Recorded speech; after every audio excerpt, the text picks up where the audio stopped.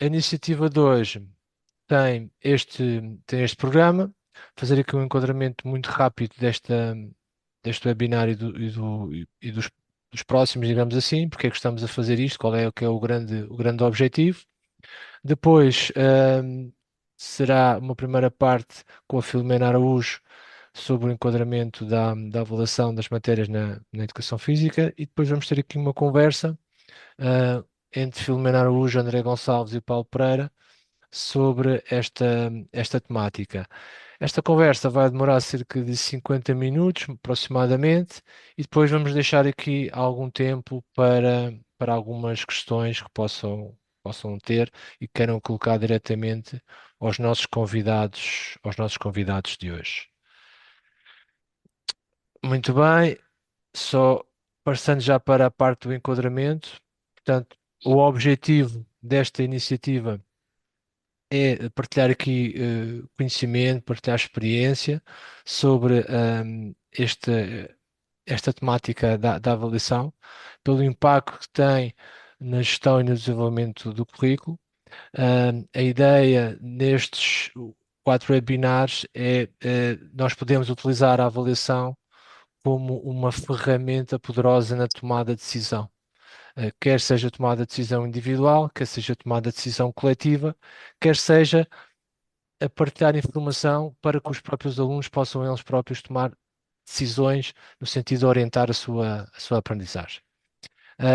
Com isto tudo, também vamos procurar reforçar a ligação entre ahm, o grande chapéu do currículo, o atual grande chapéu do currículo, que é o perfil dos alunos à saída escolar obrigatória, as aprendizagens essenciais na educação física, que hoje em dia são o grande referencial para o trabalho que é desenvolvido nas escolas, mas também aqui um conjunto de orientações metodológicas que, apesar de não estarem neste momento presentes nas aprendizagens essenciais, ah, são o sustento dessas mesmas aprendizagens essenciais. Portanto, é importante discuti-las no fundo, revisitar aquilo que é sugerido para, para o processo de ensino-aprendizagem na educação física.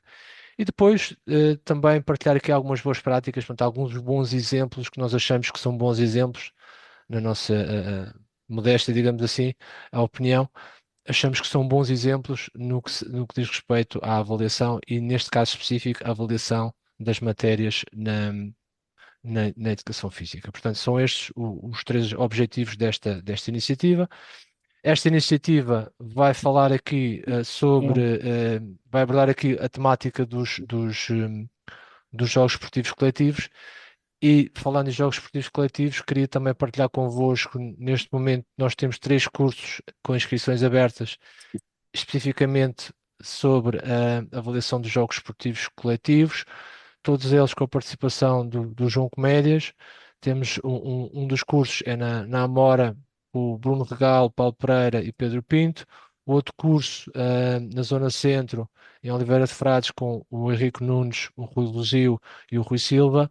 E por fim, o curso em Carcavelos, também com o João Comédias, com o Ricardo Monteiro, com o António Quaresma e com o André Gonçalves. Vamos ter aqui deste grupo formador, vamos ter aqui dois hoje, que é o Paulo Pereira e o André Gonçalves. Portanto, este webinar também vai pegar bastante em algumas das temáticas que são abordadas nestas iniciativas de formação. Estas são mais extensas, são de 25 horas cada uma, onde há a oportunidade de revisitar todos os 4 jogos esportivos coletivos centrais do currículo da educação física e explorar esta questão da avaliação como um meio para decidir melhor, um meio que auxilia na gestão e desenvolvimento do currículo da educação física. Não me querendo alongar mais, queria só reforçar uma coisa que é muito importante. Não se esqueçam, por favor, de registar a vossa presença na plataforma Moodle. É apenas um registro, terá que ser feito hoje, preferencialmente logo a seguir a esta formação terminar. Por favor, não se esqueçam de fazer isto. É importante depois para a questão do certificado final, como ação de formação de curta duração. Muito bem. A minha parte para já terminou. Vou passar a bola agora à Filomena Araújo, que, como está planeado, vai fazer aqui um breve enquadramento ahm, da, da temática da avaliação na educação física. Filomena, Ok. passo-te a bola. Espero fazer uma boa recepção, Virada para o cesto, não te esqueças. virada para orientar-me, exatamente. Em primeiro lugar, obrigada, colegas, por estarem aqui. É sempre uma boa oportunidade de estar convosco e estou a ver muitas caras novas, já não vejo ninguém da minha geração, mas pronto, de qualquer forma, é bom estar convosco, partilharmos conhecimentos, experiências que temos, que vamos construindo ao longo de uma vida de trabalho, não é? E agradeço-vos imenso terem tirado um bocadinho para estarem aqui connosco neste dia. Aquilo que o Nuno me pediu para falar foi precisamente o enquadramento da avaliação na tomada de decisão no desenvolvimento do currículo e na sua gestão. Eu vou começar por passar este pequeno trajeto aqui da banda desenhada, que vocês de certeza às tantas até conhecem, e que gostava que vocês descobrissem a falácia que está aqui. Vou-vos só dar pouco tempo, porque também não tenho muito tempo, vou-vos só dar um bocadinho para vocês pensarem qual será a falácia que está aqui.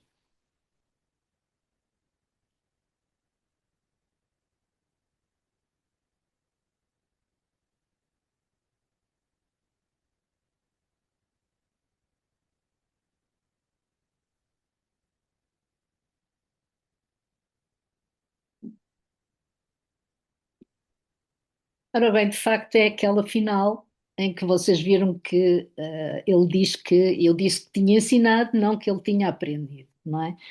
De facto, nós só podemos dizer que ensinamos se realmente houver aprendizagem do outro lado. E quando isso não acontece, dificilmente podemos dizer que ensinamos, não é? Porque de facto o ensino, a aprendizagem e também a avaliação, que é o contexto que queremos aqui introduzir, hum, está tudo interligado, ou seja, tudo isto se faz de uma forma interligada, se não havendo uma coisa, não há outra, e assim sucessivamente.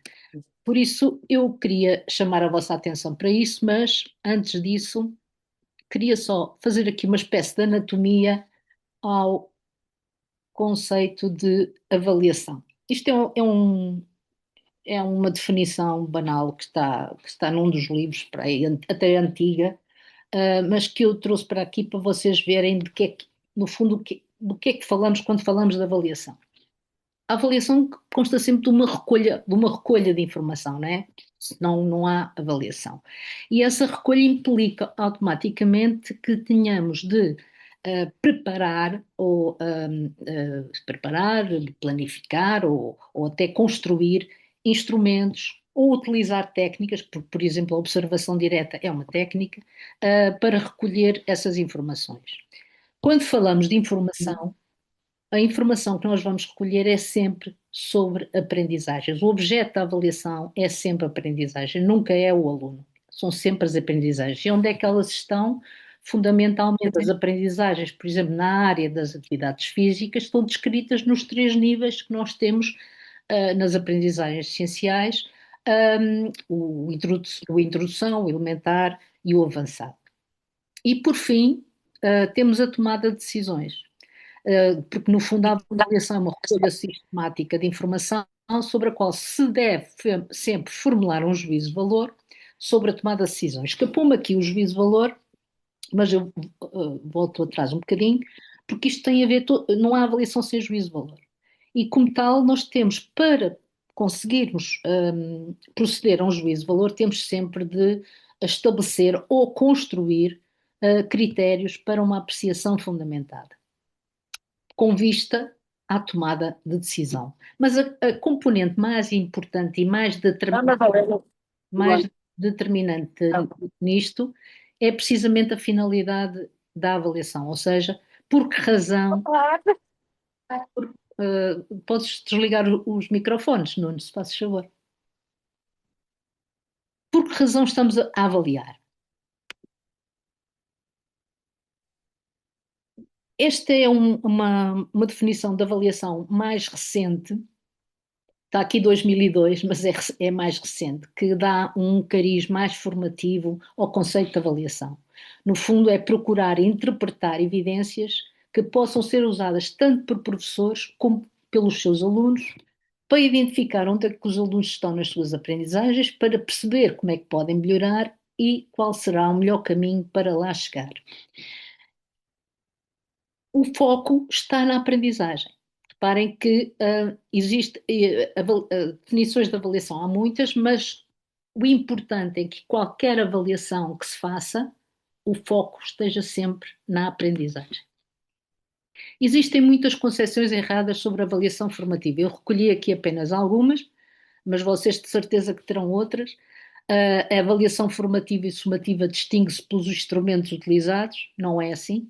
Nós podemos até usar os mesmos instrumentos, desde que não tenham os mesmos critérios, podemos usá-lo tanto para a dimensão formativa como sumativa. A avaliação formativa é subjetiva e a avaliação sumativa é objetiva, também é um erro, porque de facto subjetividade existe sempre. Somos homens e mulheres, de maneira que está permanentemente ligada a uma questão subjetiva às nossas crenças, às nossas vivências, às nossas experiências. A avaliação formativa faz-se antes da sumativa, também é uma falsa crença, que realmente não é assim. Podemos construir um processo de avaliação em que estejamos permanentemente a utilizar a avaliação formativa, sumativa, formativa, sumativa e até, por vezes, utilizar os mesmos dados com finalidades diferentes. Depois temos a avaliação formativa, distingue-se da sumativa pelo momento do ano em que é aplicada, também não é assim, não é? Só no fim é que já não podemos, só no último dia é que já não podemos utilizar a avaliação formativa porque o ano acabou. De resto, podemos sempre utilizar a avaliação formativa. A avaliação contínua é formativa, depende do conceito de contínua. Para mim, contínua quer dizer que é que vai sendo aplicada frequentemente, mas isso não quer dizer que seja formativa. Por exemplo, os professores das outras disciplinas aplicam constantemente fichas de trabalho ou testes e, no entanto, nunca é formativa, é sempre o objetivo é sempre construir um balanço. E, por fim, a avaliação formativa é aquela que não conta para nota, que eu posso utilizar os mesmos dados para dar feedback aos alunos e para fazer com que eles melhorem e numa fase posterior posso perfeitamente classificar utilizando esses mesmos dados se não houver alteração. Mas vamos continuar. Qual será então a diferença entre a avaliação formativa e sumativa? Eu diria que não há duas avaliações, há só uma. E como diz a senhora Arlan, de preferência a boa avaliação. Ou seja, a avaliação, o processo de avaliação é que pode adotar uma dimensão mais formativa ou mais sumativa. A avaliação é só uma. Então, a dimensão formativa, isto é mais uma divisão teórica do que operativa, que os autores acabam por fazer, porque de facto isto faz tudo parte do processo de avaliação. A dimensão formativa tem um propósito, que é melhorar a aprendizagem. E como tal, aliás, os anglo-saxónicos nem chamam de dimensão formativa, chamam avaliação para a aprendizagem.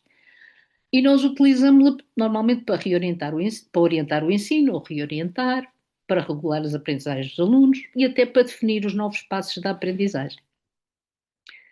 A avaliação como aprendizagem é cada vez hoje mais importante, porque cada vez é mais importante que os alunos se empenhem e consigam gerir a sua própria aprendizagem, porque de certa forma retira o papel do professor de uma forma torna-se mais secundário a partir do momento que ele consegue orientar os seus alunos num modo como ele desenvolve o currículo, como é que ele se pode autoavaliar.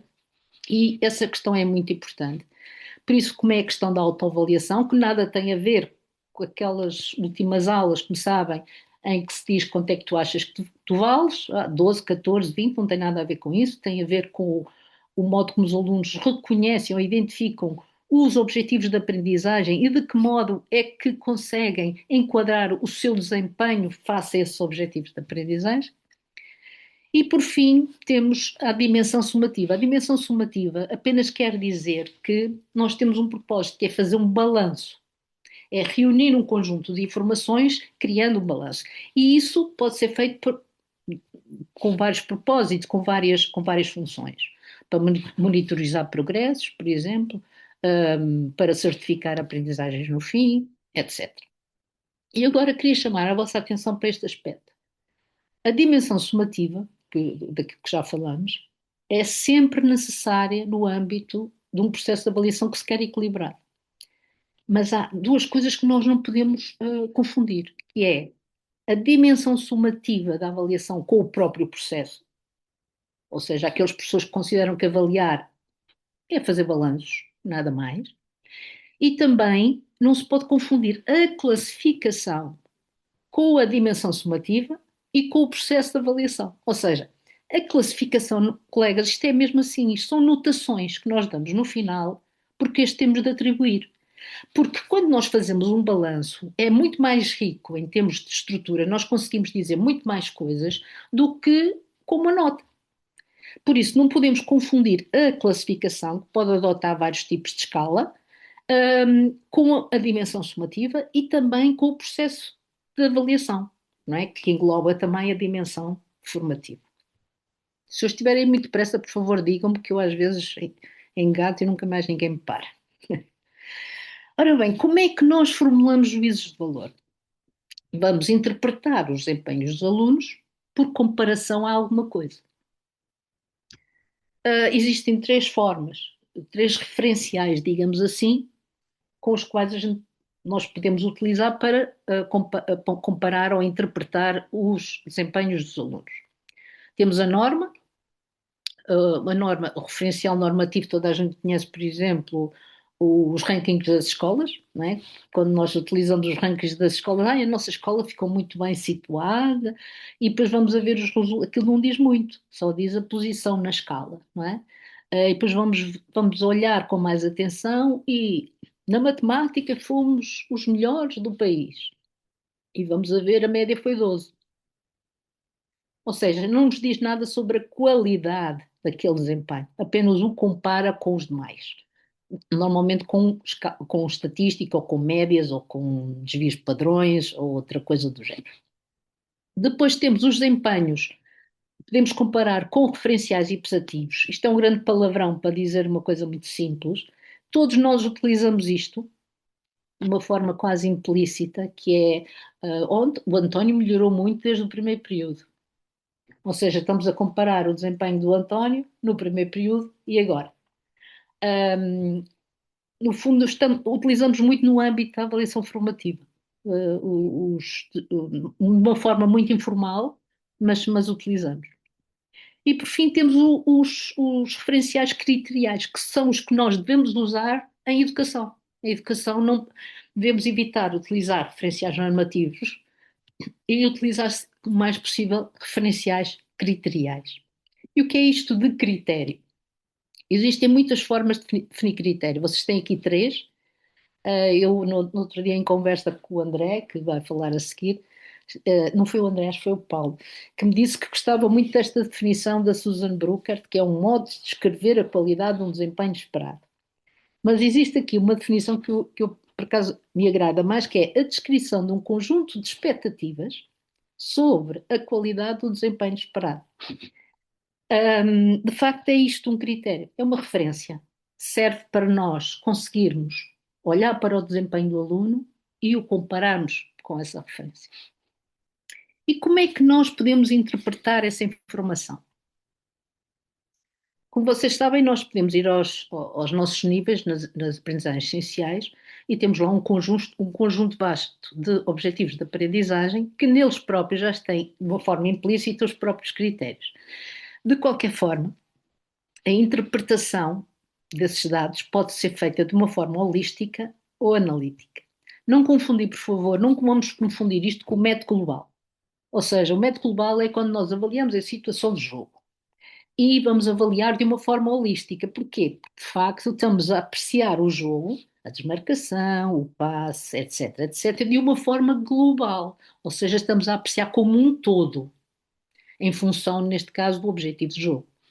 Mas também, por vezes, é necessário fazer uma apreciação analítica. Por exemplo, temos um aluno a fazer uma sequência de ginástica e detectamos que há ali um problema. Nós temos que ir à procura do problema. E então, quando olhamos e verificamos que o problema está no modo como ele coloca os ombros, no pino camalhota ou noutra situação qualquer, nós estamos aí a fazer uma análise mais analítica, a interpretar os dados com base numa interpretação analítica. Comparando o holístico analítico com o propósito da avaliação, normalmente o holístico é muito mais rápido, porque nós olhamos para uma situação de jogo e conseguimos identificar um conjunto de critérios que lá estão demonstrados para podermos dizer se o aluno está no introdução, elementar, etc. Não pretende, esta interpretação não pretende identificar pontos fortes ou fracos, não. Pretende enquadrar o aluno num determinado nível, não é? Por isso pretende fazer um pequeno balanço para se determinar a partir de em que nível é que o aluno está. Neste caso, por exemplo, um, fazer um balanço, mas, por exemplo, para orientar o ensino ou para outras circunstâncias, não é? Que nós tenhamos de fazer um pequeno balanço sobre aquilo que eles já desenvolveram. Quando fazemos uma interpretação analítica, isto providencia uma informação mais fina, não é? E também pode propiciar um feedback mais descritivo e mais pormenorizado ao aluno, não é? Ajuda os alunos a perceberem melhor a qualidade do seu desempenho. É mais difícil de observar, demora mais tempo, e normalmente devemos construir também critérios e descritores para apreciar isto, de forma a que nós todos no grupo de educação física possamos apreciar as coisas da mesma forma, com fiabilidade. Isto aqui o que se pretende é ter feedback para a melhoria. Então, eu não podia falar da avaliação sem falar da questão da diferenciação.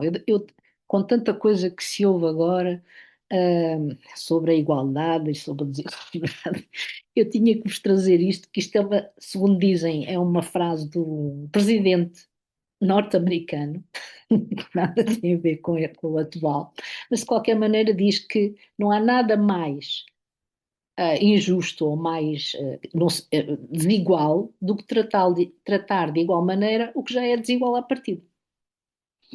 E, de facto, todos os alunos são diferentes. Chegam-nos todos diferentes. Às vezes há colegas que se queixam da heterogeneidade das turmas, o que é interessante, porque as turmas são sempre heterogéneas. Aqui não há volta a dar. Por isso, todos os alunos são diferentes na forma como aprendem, nas capacidades e nas competências que já trazem de trás, no conhecimento, nas experiências anteriores que tiveram, até na própria motivação. Ou seja, eles são todos diferentes. E a nossa obrigação é ensiná-los, não é? É pô-los a aprender. É que todos os alunos, sem exceção, consigam aprender. Ai, isto é um dos pressupostos da educação física e que esteve sempre presente nos nossos programas, é esta questão da inclusão, da diferenciação para incluir. De facto, não podemos dar o mesmo para todos os alunos, temos que diferenciar de acordo com as suas necessidades formativas. E se eles podem e devem aprender, nós não podemos esquecer de diferenciar, temos que diferenciar. Isto é uma questão extremamente importante quando estamos a programar o nosso ensino, quando estamos a planear, quando estamos a tomar decisões sobre aquilo que iremos fazer a seguir. Porque, de facto, a diferenciação reconhece que há muita diversidade no modo de aprender, há diversidade até nas necessidades de aprendizagem. Temos que avaliar com o foco na aprendizagem para podermos detectar essas diferenças, identificando as necessidades formativas. Temos de fornecer feedback permanente ao aluno, mas também para nós. Temos de estar permanentemente a recolher informações e temos de intervir em função das evidências que vamos recolhendo e temos que planear, adequar e ajustar o ensino em função dessas evidências que a avaliação nos permite e que a avaliação nos dá. Isto tem a ver tudo com o feedback. O feedback normalmente diz-se que é a informação entre a distância entre o nível atual e o de referência, que é usada, é uma informação que é usada para diminuir a distância entre os dois. Uh, mas, de facto, normalmente, assim, falamos, isto são as características de um feedback de qualidade, que eu não vou estar aqui com muita exaustão a falar sobre isto, mas de qualquer maneira queria chamar a vossa atenção para a função, que é a questão aqui, é descrever o desempenho por comparação com os critérios ou objetivos de aprendizagem. Nós às vezes esquecemos disso, não é? Até podemos descrever aquilo que ele está a fazer errado, mas esquecemos de lhes dar sempre a referência para que eles saibam onde que eles devem chegar. Obrigada depois tu, Nuno. Não. Diz. Foste tu que puseste aí um risquinho à volta da função. Eu Não, peço desculpa. Fui eu. não fui eu. Fizeste bem, tomaste Não atenção. fui eu, isto é muito interativo, pelos Obrigada, vistos. Sofia. Um, de certa forma, a linguagem que temos de usar no feedback assim, tem de ser sempre uma linguagem descritiva, não é? Não pode ser uma linguagem boa, excepcional, fantástico. Quer dizer, é bom para a motivação, mas não chega, não é? E como tal, tem que ter também sempre uma valência positiva. Eu costumava dizer, quando era diretora de turma, dizia assim: isto de falar com os pais é uma chatice e tal, porque nós temos sempre, quando nos chamamos, normalmente é para dizer coisas não muito boas, então utilizava sempre a sanduíche, que era uma coisa boa, porque eles também têm coisas boas, né? A coisa que eu queria dizer no meio e depois outra coisa boa no final. Nenhum pai gosta de ouvir falar mal dos filhos, não é? Isto é mesmo assim.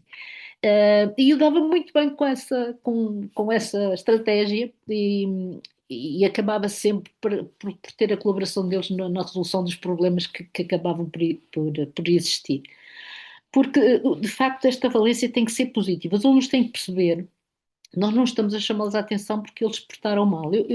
Eu dei muitas aulas no segundo ciclo e acontece muito isto no princípio. Os miúdos até se revoltam por nós estarmos a dizer qualquer coisa. Eles têm de entender que nós estamos a dizer para que eles aprendam, que têm de agradecer até que isso aconteça, não é? Porque às vezes eles reagem mal ao modo como acabamos por intervir. Se eles perceberem que aqui há uma questão positiva e não negativa, acabam por entender e até colaborar mais connosco. O feedback não é só para o aluno, é também para nós. E como?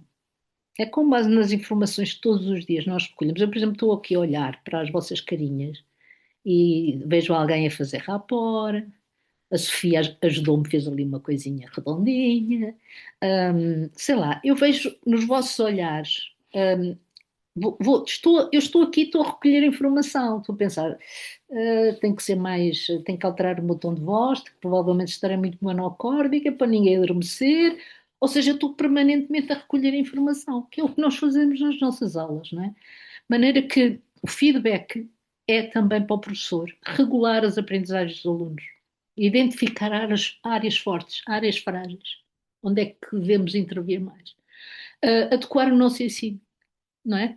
Através de qual, de uma forma, ao nível do conteúdo, não é? Por exemplo, curricular, ou também até através de diferenciação mais pedagógica, com estratégias diferentes.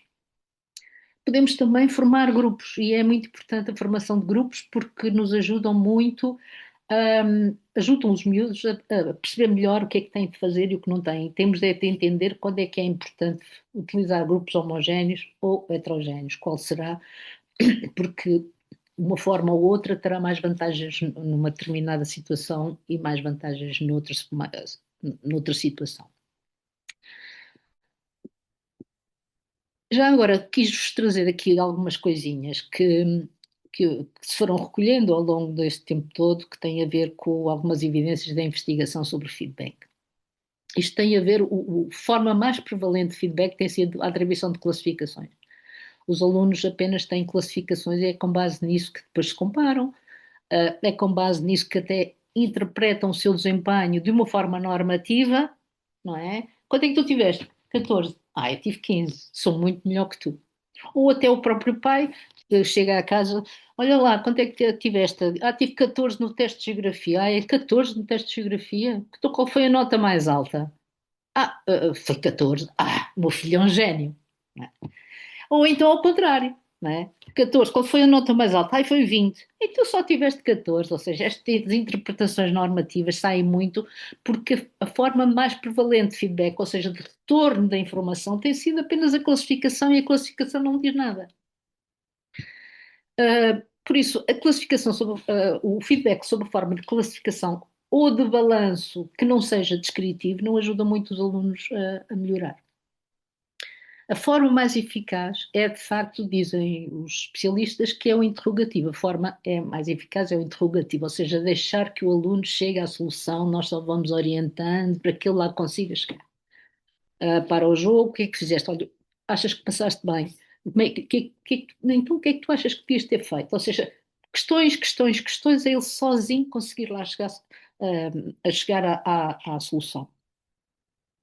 O feedback, isto é um estudo muito engraçado. Este feedback apenas com comentários descritivos promove mais melhorias na aprendizagem do que o feedback classificativo e até o feedback classificativo acompanhado de comentários. Isto é um estudo muito engraçado, que foi feito, já não é novo, já é do final do século passado. Dividiram três grupos em número igual, aplicaram um teste e a seguir devolveram os testes a um grupo só com notas, a outro grupo com notas e comentários descritivos em cada uma das respostas e a outro grupo só com comentários descritivos. E depois voltaram a aplicar o mesmo teste. Adivinhem quem é que melhorou mais? O que é que vocês acham? Foi precisamente o grupo que só tinha comentários descritivos, ou seja, não tinha as notas. Porque, de facto, os miúdos que recebem algo com notas já não olham para os comentários. Fixam-se na classificação.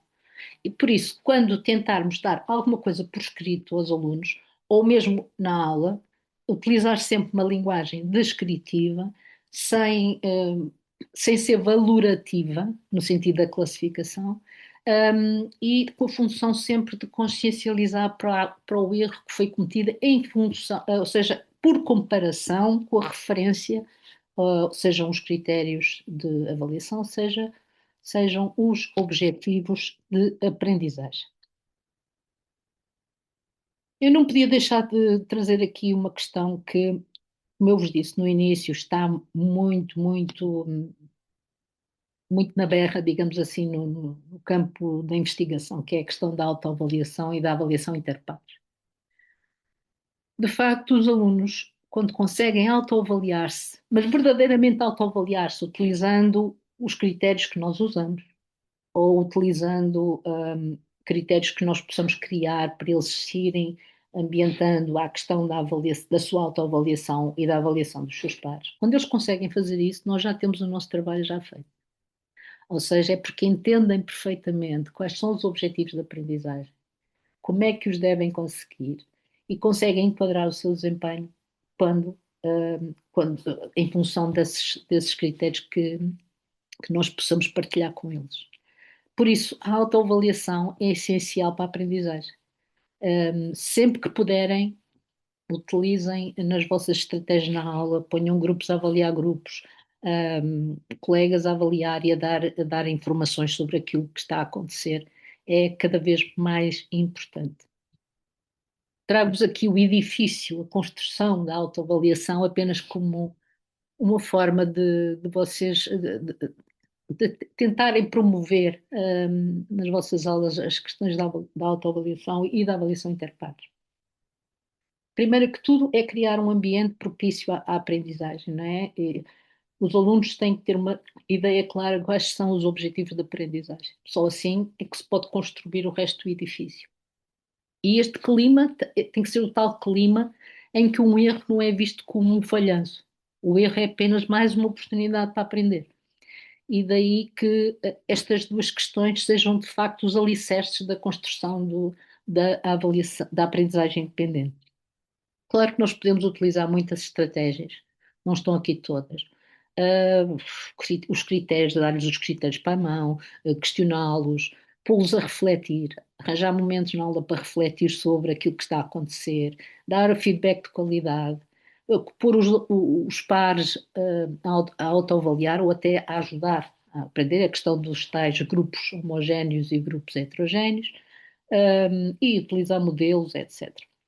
Só assim é que efetivamente os alunos conseguem chegar ao ponto de conseguirem autoavaliar-se, porque, e quando eu estou a autoavaliar não é dar uma nota, não é? É conseguir mesmo dizer que enquadrar o seu desempenho em função daquilo que, do conjunto de recursos que lhes foram sendo dados ao longo do ano. E por fim, vou terminar, não vos quero cansar, mas queria só terminar com os princípios que devemos respeitar quando construímos um processo de avaliação. Bom, em primeiro lugar, não nos esquecermos das finalidades e dos princípios da educação física, que estão implícitos e transversais a todas as nossas orientações curriculares, que já vêm de longa data, mas esses princípios e essas finalidades têm sido sempre as mesmas. Por isso, temos que respeitar essas finalidades. Por isso, pelas orientações curriculares, como é óbvio, nós somos gestores do programa, desenvolvemos-lo, não criamos programa, não vamos inventar programas novos porque eles estão ali, clarinhos como água, e não precisamos sequer de. Podemos é criar estratégias para conseguir lá chegar de uma forma diferente. De qualquer forma, não somos gestores de programas. Eu tive 44 anos no ensino e já vi muita coisa. E já vi muitos colegas inventarem níveis de introdução de atletismo na corrida, por exemplo. Eu acho que ao inventar, estamos como não, como, vamos lá ver, aquilo foi feito com muita reflexão e com base em princípios muito sólidos, que aliás vou falar deles agora. Quando nós tentamos inventar, às vezes inventamos mal. E não é pelo facto de um aluno, por exemplo, vou dar um exemplo concreto, real, o facto de um aluno correr os 40 metros em menos de 7 segundos, que está melhor, que aprendeu melhor do que outro. Por isso, nós temos que ter muito cuidado, olhar com muita atenção o que é que diz o nível I, neste caso do atletismo, nas corridas de velocidade, o que é que diz o nível E e por aí fora. Nós somos gestores de programa, não somos criadores de programa. Esses são os senhores especialistas que nos têm dado esses programas que nós temos e que estão em vigor. Claro, o que é que nós temos de fazer? Nós temos, por exemplo, no âmbito do departamento, temos que criar critérios de avaliação, critérios de classificação, nós dizemos, não é?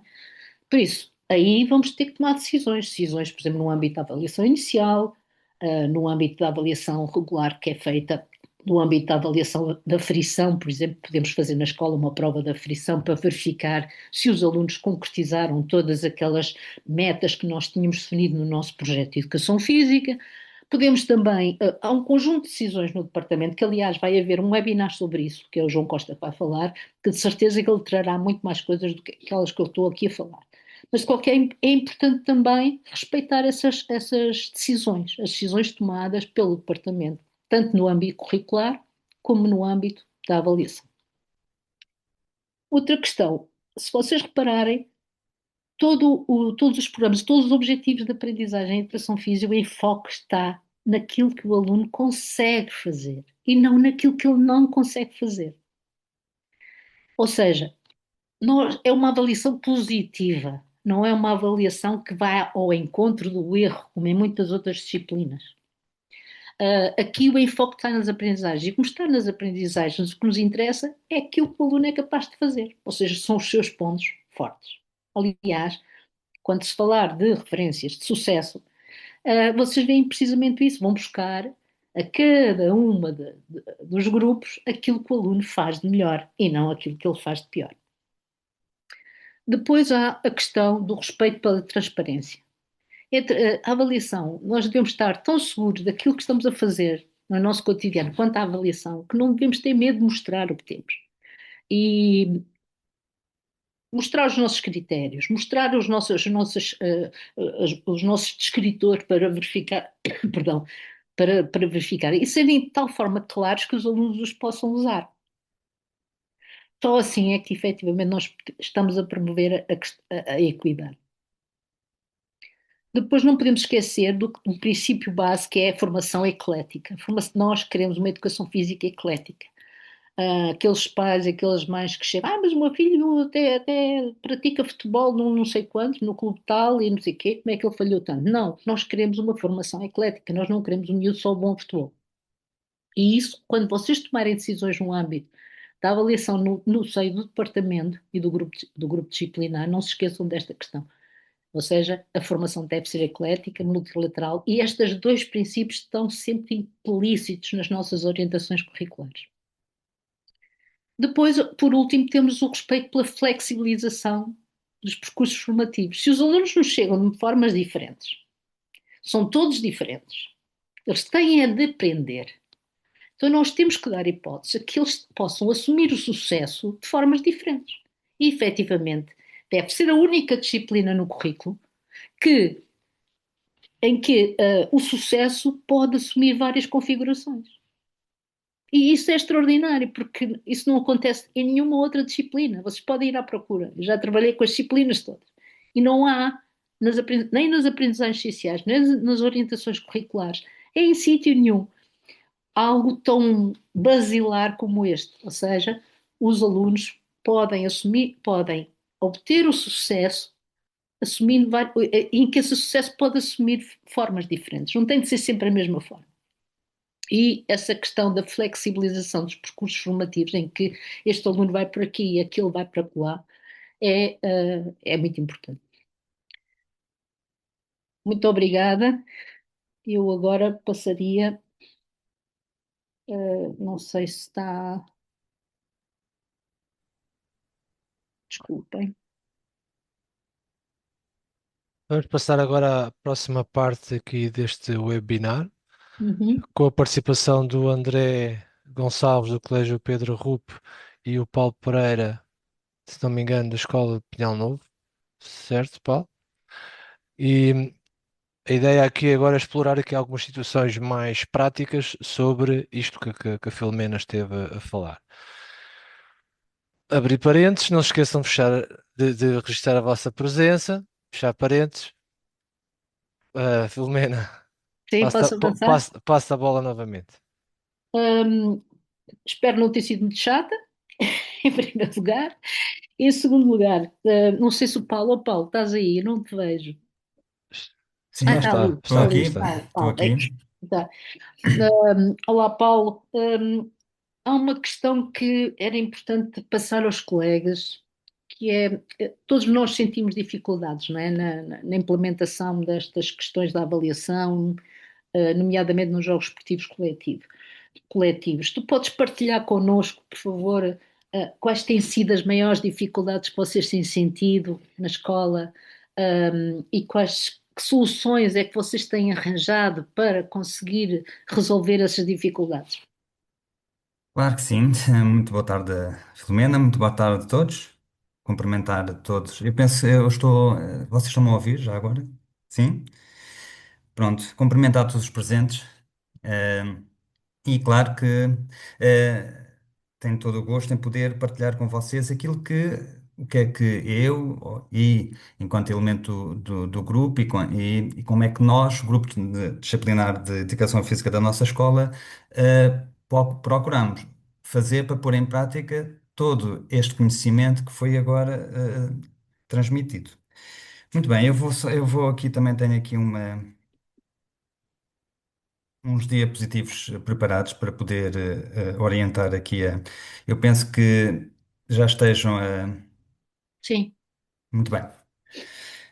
Muito bem, então voltar aqui a reforçar a ideia de que a nossa principal referência, o ponto de partida do nosso trabalho são as aprendizagens essenciais, sim, que derivam dos Programas Nacionais de Educação Física. Pois nós achamos que eles são um instrumento determinante no desenvolvimento e qualificação do processo de ensino e aprendizagem da educação física na nossa escola. Pronto, e então, partindo dos programas nacionais de educação física, aquilo que nós propomos aqui apresentar-vos são duas matérias.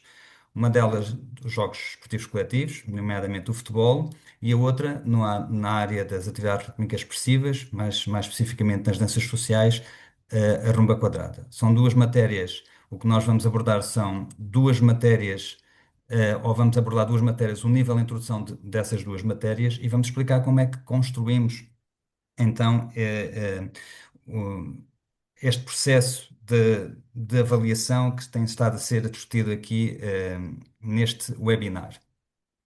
Muito bem, então, começando aqui pelo futebol, mostrar-vos, portanto, o que está aqui é um nível de introdução do futebol. Eh, E quando nós olhamos para aqui, vemos que isto, quando foi publicado em 1991, os objetivos específicos de todas as matérias, eles já foram construídos sob a forma de competências. E por isso, hoje em dia, mais recentemente, talvez nesta última década e meia, talvez esta imagem nos tenha acompanhado nestes últimos anos, nós percebemos que, desde sempre, desde a aplicação dos programas, nós vemos que para concluir ou para alcançar estes objetivos, os alunos têm que demonstrar simultaneamente conhecimento, capacidades e atitudes e valores. E, de facto, nós conseguimos ver que essas. Esses objetivos, eles estão presentes e quando o aluno está a desenvolver uma tarefa, de aprendizagem, estas competências ou estes recursos que o aluno tem ao seu dispor têm que estar permanentemente em evidência. E, portanto, os programas apontam para o cumprimento de atitudes e valores, o conhecimento está presente, nomeadamente as diferentes ações técnico-táticas, o conhecimento das regras e, naturalmente, as capacidades sob a forma das diferentes ações técnico-táticas, nomeadamente aqui do exemplo do futebol. Eh, o- e o que nós tentámos fazer, para que nós pudéssemos também fornecer aos alunos eh, eh, esta informação dos objetivos que não fosse assim tão extensa, procurámos simplificar os entendimentos que tínhamos da leitura daqui dos objetivos, sem comprometer naturalmente as suas exigências, mas que fosse simples, de maneira que um aluno do sétimo ano, porque nós somos, eu leciono na Escola Secundária de Pinhal Novo e temos alunos do sétimo ao décimo segundo ano, mas que um aluno do sétimo ano conseguisse perceber, conseguisse entender. E é isso que eu já vou mostrar mais a seguir. Mas também, se olhamos, quando olhamos aqui para estes objetivos, nós percebemos que estes objetivos têm algumas características que nos facilitam a formulação de critérios de avaliação. Desde logo que estes objetivos são formados ou têm na sua redação as condições de realização, as ações a realizar e os critérios de êxito. E, naturalmente, esta informação permite-nos também construir e definir os critérios de avaliação. Muito bem. Então, como é que nós fizemos ao fazer aquela interpretação dos objetivos, procurar simplificar de maneira que um aluno fosse entendível para nós, professores de educação física, naturalmente, e que também isso facilitasse a nossa intervenção e que fosse, sobretudo, muito fácil de entender por um aluno do sétimo ano. E então, destacamos estes aqui, que são objetivos que têm a ver com as atitudes e valores e com o conhecimento, e depois das diferentes, desculpem, aqui em cima só das atitudes e valores, aqui a verde sobre os conhecimentos e as ações técnico-táticas. Portanto, desta forma conseguimos resumir o essencial daquilo que são os objetivos do nível de introdução e conseguimos, desta forma, mais simples, fornecer aos alunos a informação sobre aquilo que eles têm que cumprir ou têm que realizar, aliás, para cumprir o nível de introdução da matéria de futebol. Pronto. Eh, Depois, com aquela informação que os objetivos têm, na forma como eles foram construídos, enunciando as condições de realização, as ações a realizar e os critérios de êxito, temos então a informação para construir, digamos assim, o nosso sistema de avaliação para cada uma das matérias, aquilo que está reunido num documento orientador da nossa intervenção, que damos o nome de protocolo de avaliação. E esse protocolo de avaliação reúne três tipos de informação. Desde logo, as situações de avaliação, que não são mais do que as condições de realização, né? Ou seja, é aquilo que refere-se, são as situações de prova, características da atividade referente, neste caso, que é o futebol. Sim? E os programas de educação física, para o nível de introdução, apontam que o jogo deve ser realizado 4 contra 4 jogadores, não há orientações para a dimensão do campo, fala num campo amplo. Há aqui características que o próprio jogo tem no nível de introdução, que aponta para uma defesa menos, digamos assim, menos ativa, uma posição mais expectante, colaborante. Também é possível, no nível de introdução do futebol, jogar-se 4x4 ou 3x1 em superioridade numérica ofensiva. Estas são as condições de realização e, portanto, estão enunciadas nas nossas situações de avaliação. Ou seja, sempre que fazemos uma situação de avaliação para recolher informação sobre o que os alunos conseguem fazer e aquilo que necessitam ainda de aprender, utilizamos o jogo de referência, que neste caso é o 4 contra 4, no nível de introdução do futebol. Também, então, com aquela informação que está nos objetivos, construímos então os critérios de avaliação. E estes critérios, que derivam naturalmente dos objetivos, têm aqui, nesta parte inicial, aqueles que são critérios que acabam por ser transversais às três matérias dos Jogos Esportivos Coletivos de Invasão, eh, e que naturalmente têm que ser também avaliadas para perceber, nós professores e os alunos também, se estão a cumprir ou não os objetivos. Porque circunscrever o desempenho dos alunos apenas às ações técnico-táticas não está a ir ao encontro daquilo que vem referenciado nos programas, na nossa opinião. Para além destes critérios de avaliação que têm a ver com as atitudes e valores e com o conhecimento que o aluno tem que de ter para demonstrar as diferentes ações técnico-táticas, nós temos depois, para além destes dois, temos então, ou definimos a partir dos objetivos, os critérios de avaliação. Muito bem, estes critérios de avaliação, juntamente com os objetivos de aprendizagem que foi mostrado no diapositivo anterior, são fornecidos aos alunos no início de cada etapa de aprendizagem. Portanto, para além destes dois documentos que fornecemos aos alunos, naturalmente, e associado a esta informação, fornecemos também aos alunos vamos chamar assim, critérios de avaliação ou o sistema, como é que eles vão ser depois classificados, como é que vão ser classificados. Mas centrando a nossa análise apenas aos objetivos de aprendizagem e aos critérios de avaliação, os alunos, na posse desta informação, têm a possibilidade de se auto e heteroavaliar e nós, dando com esta indicação, com esta informação que temos aqui, damos também feedback ao desempenho do aluno. Agora, quando nós estamos a observar o desempenho dos alunos, os alunos dão-nos sinais de se estão a cumprir estes critérios de avaliação ou não. E nós, a esses sinais que os alunos nos dão, se estão a cumprir ou não estes critérios de avaliação, chamamos dos indicadores de observação.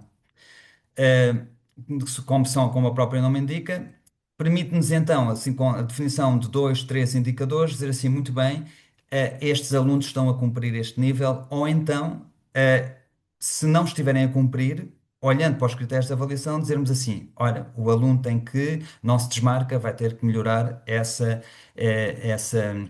ação. O aluno, sempre que tem a oportunidade e está, portanto, numa boa posição para fazer isso, não remata. Nós temos informação que podemos disponibilizar ao aluno. Ele próprio, com essa informação, com estes critérios, também consegue reconhecer se faz isso ou se não faz. E, portanto, facilita muito todo este processo de ensino-aprendizagem.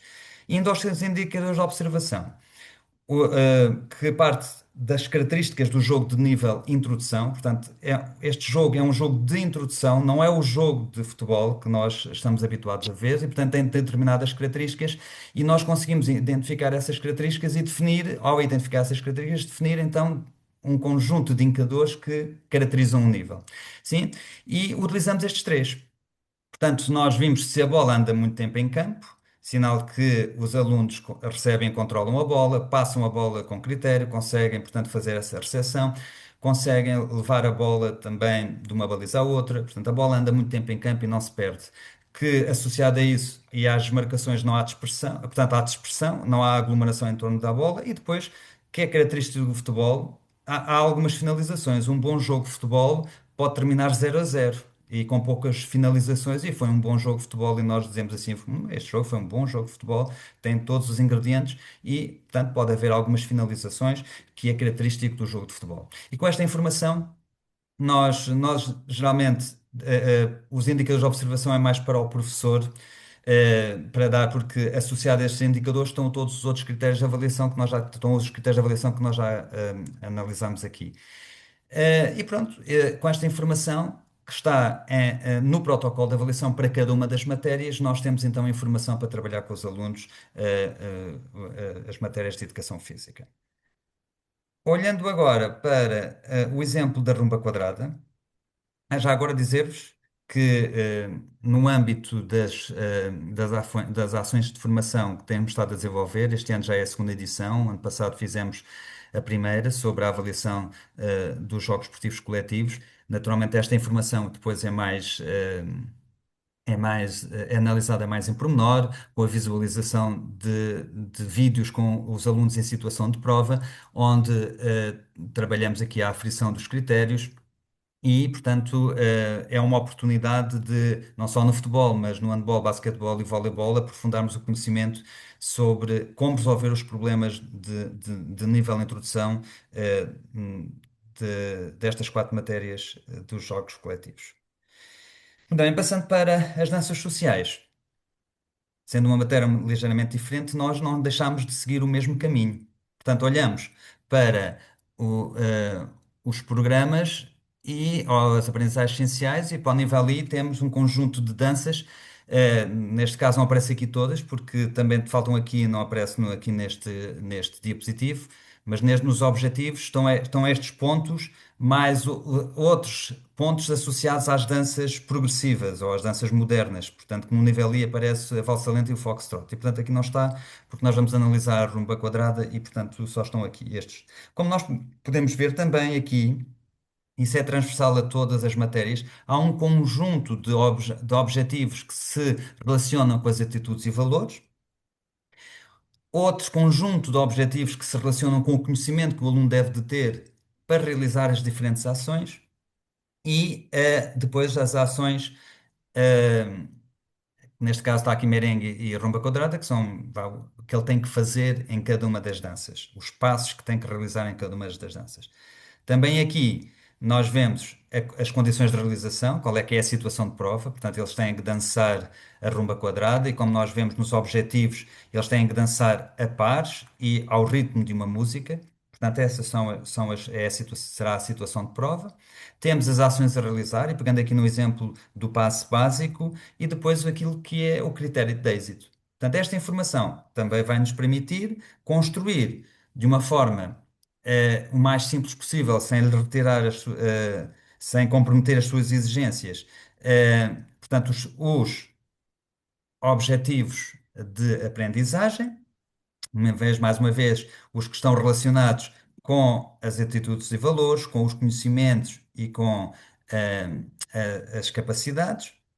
E, tal como no exemplo anterior, também um conjunto, então, de informação relacionada com as situações de avaliação, com os critérios de avaliação e com os indicadores de observação. Pronto, seguindo a mesma linha, também há aqui um conjunto de critérios de avaliação que se relacionam mais com aqueles objetivos de índole, que se relacionam com as atitudes e valores e com o conhecimento, e outro que tem a ver com as ações, da dança propriamente dita, e que neste caso tem a ver aqui com fazer coincidir o passo lento, os movimentos lentos ao primeiro e segundo tempo do compasso e os passos rápidos aos restantes. E pronto, que isto é mais específico da rumba quadrada, o palmeirense terá a sua especificidade, valsa lenta a mesma coisa e foxtrot a mesma coisa. Com esta informação, mais uma vez, nós dando isto no início das etapas de aprendizagem aos alunos, eles ficam com o conhecimento do que é que nós esperamos que eles atinjam no final dessa etapa de aprendizagem e como é que serão avaliados. Não é? Avaliados, não classificados, que também damos essa informação, mas como é que serão avaliados durante o processo de aprendizagem e como é que eles poderão fazer a auto e a heteroavaliação. Pronto, fico por aqui. Depois, naturalmente, estarei disponível para responder às questões que vocês julgarem importantes ou interessantes fazer. Sim? Muito obrigado. Obrigada, Paulo. Tu apresentaste-nos aqui duas soluções, apesar de não ter sido assim muito prolongado no que respeita às dificuldades que eu te tinha perguntado antes, por que razão é que vocês decidiram avançar para aqui, porque sentiram qualquer coisa, com certeza. Mas são duas soluções, não é? São duas soluções que vocês na escola conseguiram, pronto, arranjar para tornear esta questão. André, Sim, estou por aqui ainda. pois Olá. é que eu estou no meio de tanta cara que eu acabo por me perder. André, já agora, aproveitando o que o Paulo nos disse, o que é que tu dirias a um colega que te diz, por exemplo, que é muito difícil avaliar os jogos esportivos coletivos ou identificar o nível que os alunos estão, porque os jogos esportivos coletivos têm muitas variantes, acontece muita coisa no jogo, os próprios alunos são diferentes, como é que nós fazemos, o que é que tu conseguirias, que dica é que darias ao colega que te colocasse a questão assim? A cumprimentar rapidamente toda a gente, um abraço a todos, em particular aqui ao Paulo e à Filomena.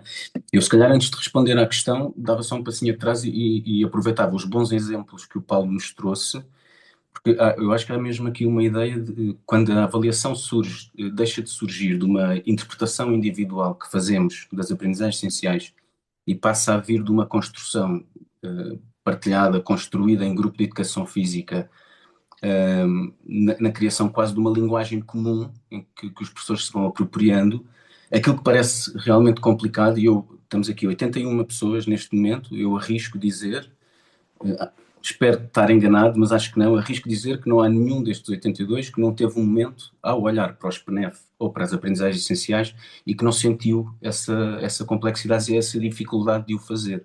Eu também tive muitas escolas que não trabalhavam desta forma, não vou dar aqui exemplos, mas revejo-me naquilo que é o trabalho que a Escola do Paulo fez, e eu acho que este trabalho colaborativo tem sim três consequências muito óbvias no nosso trabalho. Facilita a avaliação, portanto, ajuda o professor a avaliar melhor e torna essa questão mais fácil, orienta a intervenção do professor, portanto, facilita o processo de ensino e a aprendizagem dos alunos, e depois permite também as decisões de desenvolvimento curricular. Portanto, aquilo que inicialmente parece muito difícil, quando olhamos para o anexo 3 das aprendizagens essenciais, este trabalho colaborativo faz com que isso seja realmente uma ferramenta que facilita o nosso trabalho. E acho que isso era assim um ponto que eu gostava só de sistematizar. Em relação à questão, e tentando ser breve, nós temos aqui um problema nos jogos desportivos coletivos, porque aquilo que nós observamos é um produto coletivo e, portanto, há muitas variáveis que estão aqui interligadas. É um jogo que não se repete, portanto, é uma imprevisibilidade muito grande, tem oposição, tem cooperação, portanto, tem tudo para que aquilo que eu quero ver aconteça poucas vezes. Se eu tiver a ver um jogo de basquetebol 3 contra 3 para tentar avaliar o cumprimento dos critérios de nível de introdução e tiver a tentar preencher uma grelha com todos os alunos e todos os critérios, eu bem que posso fazer o jogo durar 2 horas e mesmo assim se calhar não vou ver tudo o que preciso.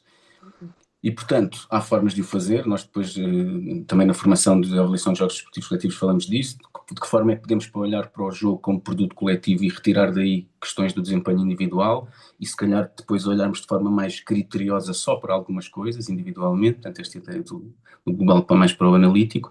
E depois, eu acho que a resposta a esta dificuldade, quando os grupos estão feitos e que não me permitem ver aquilo que eu quero, eu diria que há uma intencionalidade pedagógica em tudo e na avaliação também. E, portanto, da maneira como eu posso manipular os grupos ou condicionar a situação de avaliação, pode promover que aquilo que eu preciso de ver aconteça mais vezes. E isso é uma coisa que pode e deve ser feita. Também, enquanto professor cooperante, costumo dizer aos estagiários que a formação de grupos é uma ferramenta demasiado poderosa para abdicarmos dela e permitir que eles façam, e não só às vezes na formação das equipas, mas até nos pares de marcação. E só isso pode ser o suficiente para que aquilo que eu preciso de ver ocorra mais vezes e me permita ter registros para, para depois que o processo de avaliação tenha consequência na decisão, como tão bem a Filomena apresentou no início. Portanto, diria isto, os jogos repetitivos coletivos de facto apresentam-nos aqui mais desafios, mas este trabalho de base na definição do objeto de avaliação e na maneira como condicionamos as situações e formamos os grupos é algo que nos pode ajudar muito. Uhum. Muito obrigada, André. De facto, o modo também como olhamos também pode ajudar, não é? A questão que o Claramente. Paulo falou dos indicadores, ou seja, em vez de estarmos a olhar para um pormenor, olharmos mais no global e olharmos mais para os tais indicadores que o Paulo nos trouxe, pode ajudar também, não é? Tu falaste aí há pouco da questão dos alunos, e para mim a questão dos alunos é fundamental, não é? E a questão da autoavaliação e essas coisas. Eh, Podes partilhar connosco algumas estratégias, tanto pode ser para o Paulo como para o André, algumas estratégias que vocês tenham usado com sucesso para empenhar os alunos, ou seja, trazer aqueles alunos que às vezes não estão nada motivados e que estão na aula por estar, mas que vocês conseguiram com algumas estratégias, usando essas estratégias, envolver os alunos mais nestas tarefas. Mas eu estava a ouvir a apresentação e fui retirando aqui algumas notas, e isso, por um lado, a definição do objeto de avaliação e a criação desta linguagem comum é uma coisa importante. Eu diria que o que é realmente transformador da relação do aluno com a tarefa portanto, do clima de aprendizagem e, portanto, do tempo potencial de aprendizagem, eu diria que é mesmo esta questão de os envolver neste processo. E envolver os alunos no processo de avaliação não é que sejam eles não é demitir-nos nós do nosso papel e Claro, sejam eles a claro, avaliar. claro. Envolvê-los é que eles também conheçam o objeto de avaliação. Porque quando isso acontece, os miúdos andam atrás do que precisam de aprender, eles sabem o que é esperado deles, sabem como é que se posicionam em relação àquilo que é esperado deles, e portanto isso é que faz com que eles vão atrás dos objetivos e daquilo que está definido.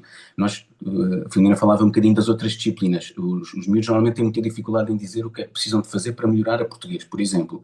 É. E é fácil, e normalmente caem no redondo do tenho que estudar mais. Alguns são capazes de dizer que têm que estudar mais gramática e ler mais, já é um bocadinho mais São específico. pormenorizados. Mas de facto, quando esta lógica que o Paulo aqui trouxe de trabalho coletivo e quando isto passa a ser a linguagem diária de conversa com os alunos, a verdade é que eles não dizem isto, eles sabem o que é que lhes falta e, portanto, temos aí alunos a dizer, professor, quando é que monta outra vez o salto em altura, porque eu sei que é isso que me falta para fechar o nível de introdução do atletismo. Ou, Isso é muito importante. e, portanto, esta lógica de envolvimento, isso é que é realmente autorregulação. Para isso, a avaliação não pode ser uma coisa que surge nos critérios de classificação, na aula de apresentação no primeiro dia e na aula de autoavaliação, que é mais uma autoclassificação quase, no final do ano. Isto tem que ser uma coisa que está presente diariamente em todos os processos de informação aos alunos. Portanto, e acho que isto não é uma coisa difícil de fazer. Eu estava aqui a tentar sistematizar e encontrei aqui assim, 5 estratégias que eu acho que são facilitadoras de trazer as questões avaliativas para o dia a dia com os alunos. Por um lado, este trabalho que o Paulo aqui nos trouxe, isto tem que ser visível, isto é a linguagem partilhada entre os professores, mas isto tem que estar visível. Eu sei que há escolas que afixam isto no pavilhão, há quem partilhe os critérios e aquilo que de facto permite atingir os níveis de desempenho nas plataformas, nos Moodles da vida, não é? Nestas formas todas que já temos de partilhar. Isto é uma coisa que tem que estar visível. Tem que estar visível para o aluno, para ser conversa e para ele poder apropriar-se disso.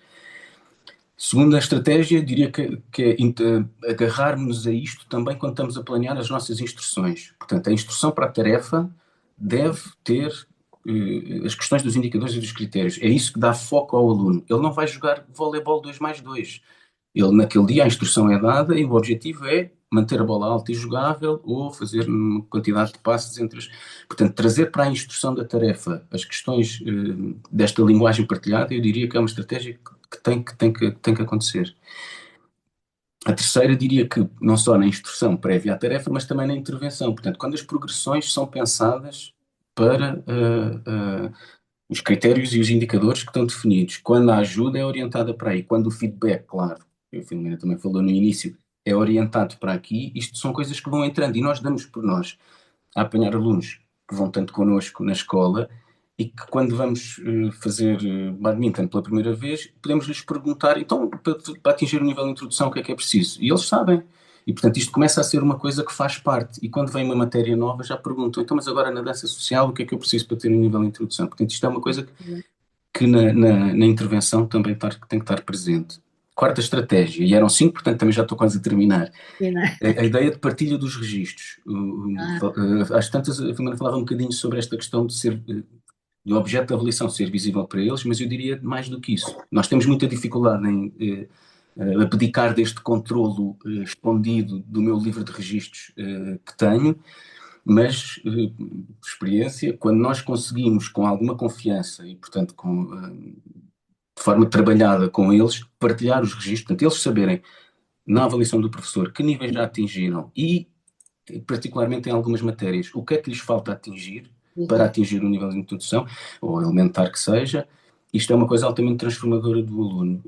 Portanto, eu deixo ter os aparelhos montados e os alunos poderem ver, depois de fazerem todos os elementos, poderem ver aqueles que o professor já colocou que está feito e o que é que não está, orienta o aluno para o que está a fazer de uma forma, dá-lhe um propósito para fazer. Portanto, ele não está a fazer o salto engrupado porque o professor disse, ele está a fazer o salto engrupado porque, para atingir o nível elementar, o que lhe falta é o engrupado e a pirueta. Falta disso. E, portanto, isto eu acho que esta quarta estratégia seria esta. E depois, uma lógica de opção. Nós temos um currículo construído que ali nos últimos 2 anos permite esta lógica de opções e de eles poderem aprofundar um bocadinho aquelas 6 matérias com algumas condicionantes Estás a falar do secundário. do secundário, no 11º e no 12º ano.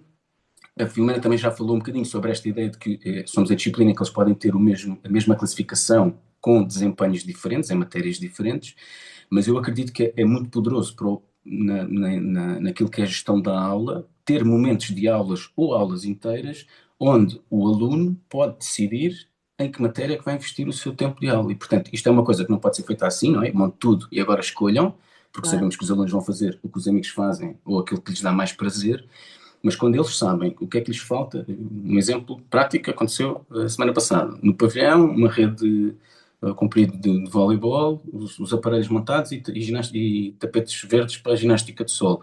Se os miúdos têm acesso aos seus registros, sabem que níveis é que o professor já avaliou, poderem decidir naquele momento se vão avançar um bocadinho para o nível elementar da ginástica de solo ou para o voleibol, porque até podem ajudar, até já têm os 3 níveis, mas sabem que podem ser ajuda ali. Isto é transformador do clima de aprendizagem e da relação com a tarefa. Claro que tem que se passar os critérios de escolha, tem que se ajudar os alunos menos autónomos a decidir bem, se calhar aqueles muito críticos temos que ser nós a decidir por eles, mas eu acredito que esta é outra estratégia. Portanto, Robinando, dar visibilidade aos critérios e aos indicadores, portanto, ter isso visível, trazer isso para a instrução da tarefa, para criar foco, na intervenção também, portanto, gerir os feedbacks e as ajudas e as progressões em função disso, permitir consulta dos alunos dos registros que nós temos e depois esta lógica de opção, que não é fácil fazer em todos os anos, se calhar o grupo precisa estar aqui bem trabalhado à volta destas dinâmicas para que corra bem, mas eu acredito que são coisas que transformam a forma como o aluno se relaciona com a tarefa. Uhum. Muito obrigada. Filomena, eu Sim, gostaria também sim, de, diz lá. relativamente aos grupos e associar à formação dos grupos e associando à definição dos critérios, de facto, a formação dos grupos é essencial para aprender e melhorar. Sim, E no nível de introdução, em que encontramos alunos com muitas dificuldades e outros alunos com mais competentes, com mais aptidões, de facto, no nível de introdução, a formação de grupos heterogéneos tem mostrado ser muito importante para ajudar aqueles alunos com mais dificuldades, ajudar a melhorar aqueles alunos que têm Quando mais falamos de dificuldades. heterogéneos, misturas alunos do I com o E ou o A, Sim, não é? por assim, exatamente. Ou seja, é chamar aqueles alunos, vamos chamar assim, mais competentes, com mais aptidões, a apoiar, a ajudar aqueles alunos que têm mais dificuldades. E, Uhum. de facto, quando estes alunos compreendem o seu papel.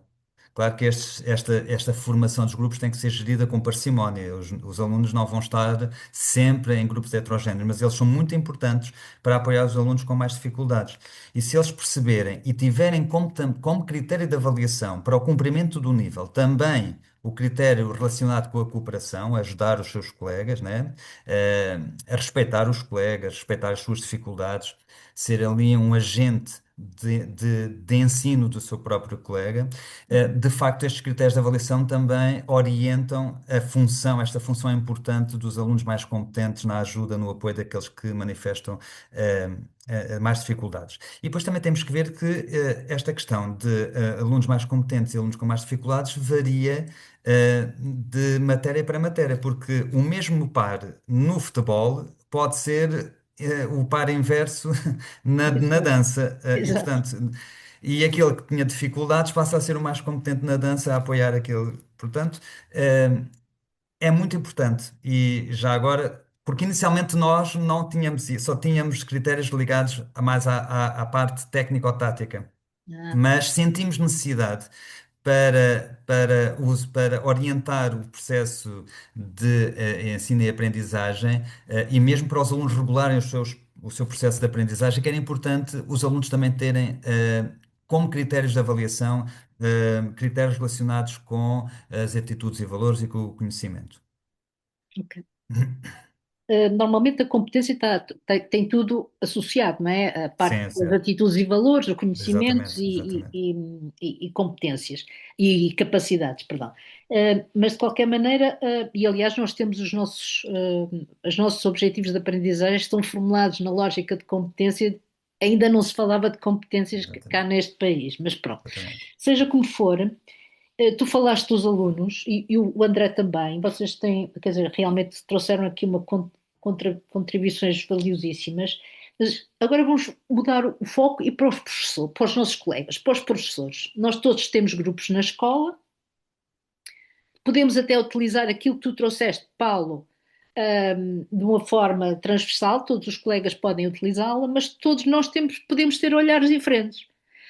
Hum, Como é que vocês treinam isso? Ou seja, como é que vocês aferem o olhar? Ou seja, como é que garantem a fiabilidade do vosso olhar, de maneira a que haja equidade na questão da avaliação? Não sei se queres responder, Paulo, se queres responder, André. Portanto, eu posso avançar. Sim, Muito bem, essa é uma questão muito pertinente. De facto, o papel,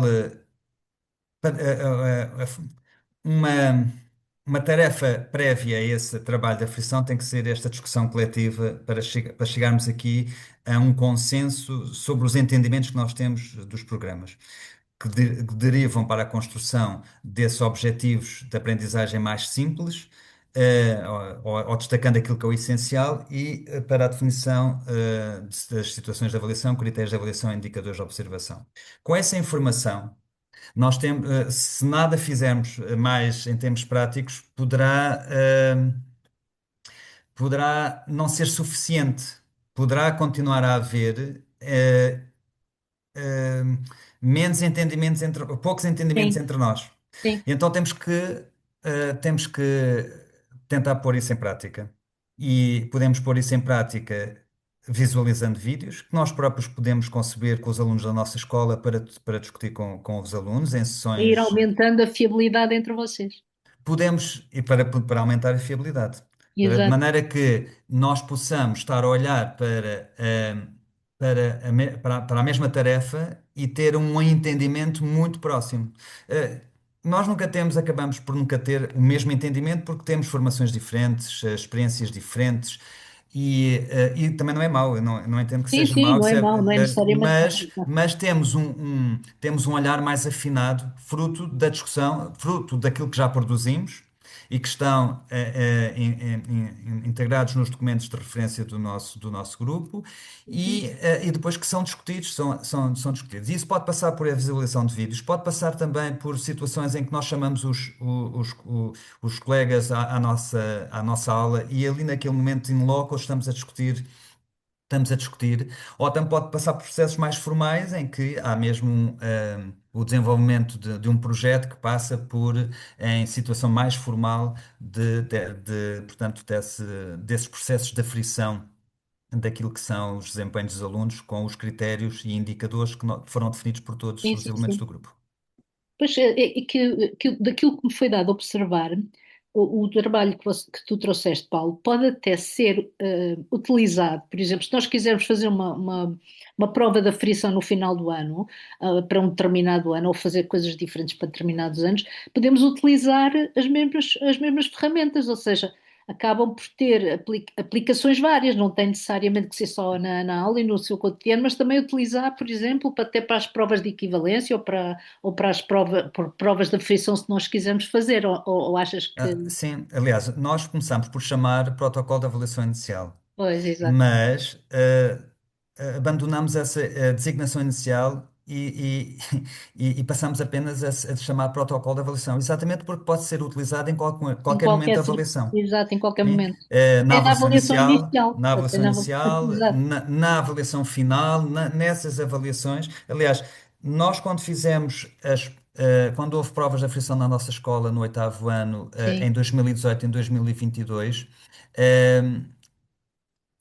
como já tínhamos um trabalho prévio feito nesta área, não sentimos tanta dificuldade na discussão quando exato. foram constituídas as equipas de classificadores, já tínhamos alguma prática Sim. de análise do desempenho dos alunos, de uma análise mais coletiva do Sim, desempenho dos sim, sim. alunos. E tu, André, o que é que tu achas? Eu acho que esta questão precisa aqui de duas vertentes. Eu acho que uma é uma questão de atitude nossa, e Uhum. acho que precisamos de pôr isso em causa. Quando falamos de avaliação, tendemos muito a fechar a porta, esquecemos que damos aulas desde sempre abertas, as pessoas veem o que nós fazemos, Exato. e, Não portanto acho que, escondemos acho, nada. acho que precisamos de mudar aqui um bocadinho esta ideia de que quando estou a avaliar preciso do meu cantinho. Acho que nós precisamos mesmo de conversar. Portanto, esta atitude é ter a sala aberta, é ir chamar o colega do lado para ver uma coisa, é conversar nos corredores. Era bom podermos fazer provas de aflição, sabemos que andamos sempre muito atolados em muita coisa, Mas mas já, depois mas a alguns. segunda vertente, a questão da formação. Estão aqui alguns formandos da formação do ano passado, de avaliação e depois mais tarde do ensino de jogos desportivos coletivos. E portanto não me deixam mentir. Nós na primeira sessão passámos um vídeo de um jogo desportivo coletivo de invasão e pedimos a todos os formandos para avaliarem os alunos. Sim, E nós tivemos para todos os alunos uma dispersão entre não cumpre o nível de introdução e pelo menos o nível elementar. E em alguns casos o nível avançado. Portanto, e nós não temos que ter melindres, nós temos que. exatamente, temos de trabalhar em conjunto. E acabámos a formação a discutir pormenores de um ou outro aluno, mais ali em questões de consistência, portanto, se fazia aquilo vezes suficiente para podermos dizer que já faz bem, Sim, e só de um nível, portanto, com discussões muito finas. Portanto, eu acho que quando estamos juntos, quando discutimos, quando construímos em conjunto, encontramos formas de simplificar, de facilitar a avaliação e de aferir. E, portanto, eu diria uma atitude um bocadinho diferente, de nos pormos um bocadinho em causa e uhum, depois procurar conversa e formação. certo. Nós acabamos, os últimos vídeos que víamos, andávamos ali a discutir um ou outro aluno, pequenos pormenores. Quer dizer, se nós conseguíssemos este grau de fiabilidade no Exato. resto das aprendizagens, diria que estávamos muito bem. E se calhar estávamos mais confiantes e teríamos uma atitude diferente quando se fala na avaliação e falávamos com os colegas no conselho de turma de uma forma diferente e com os pais de uma forma diferente. Claro, E, claro. portanto, eu diria que estas duas coisas são assim as essenciais para fazermos aqui este clique. Fantástico. Assim, não sei se vocês querem falar mais alguma coisa, os dois, Oh, mas eu avançava para as questões do é grupo. O só, que é que tu achas? Filomena, Diz, Paulo, diz. se me for permitido, é só destacar aqui, nós estamos aqui a falar da avaliação e, de facto, nós conseguimos identificar problemas a resolver partindo desta avaliação. Nós conseguimos identificar problemas. E, aliás, a formação de ensino dos jogos permite também discutir que soluções nós podemos encontrar para resolver os problemas. Mas a avaliação, partindo do jogo de referência, com uma definição clara dos critérios de avaliação, permite nós, professores e alunos, encontrarem aqueles que são os verdadeiros problemas a resolver. Sim? Pronto, gostaria de reforçar isto. Obrigada, muito obrigada. Eu agora, assim, depois destas intervenções do André e do Paulo, estas intervenções valiosas que eles trouxeram realmente, eu abria o campo a que vocês colocassem as questões que acharem mais pertinentes, estejam à vontade. Se nós não soubermos responder, depois, entre todos há de arranjar-se alguma coisa, estejam à vontade para questionar quiserem, para colocar alguma questão, porque isto não está fechado, como é óbvio, não é? Força.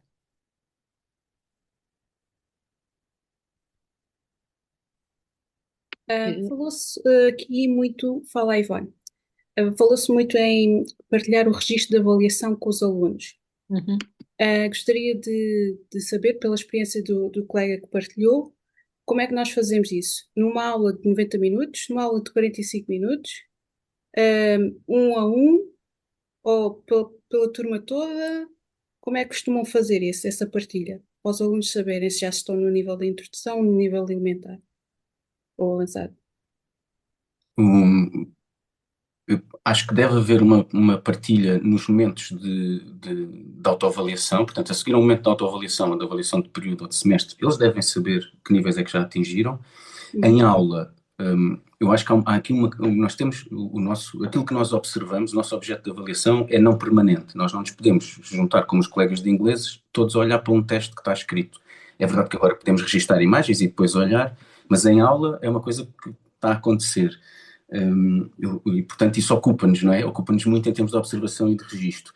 Mas volto ao exemplo que tinha dado há pouco. Ter uma aula com os aparelhos montados e os miúdos que vão para a estação, se for uma estação, em que estão a trabalhar ginástica de aparelhos, terem fotocópias, várias, para não irem todos ao molho à mesma, várias com os elementos que já estão atingidos. O que é que fica por fazer?